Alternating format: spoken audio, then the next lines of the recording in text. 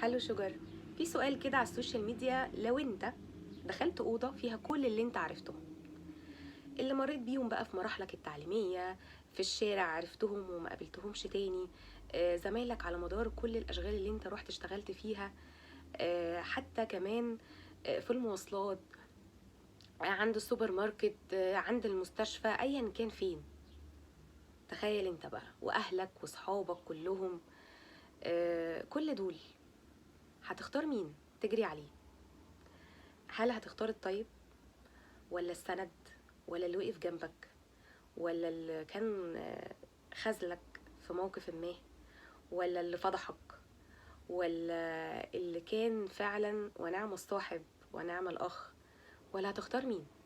مستنية تقولولي هتختاروا مين لو حصل معاكوا حاجة زي كده. يعني متخيلين؟ مستنية أجوبتكم. شكرا.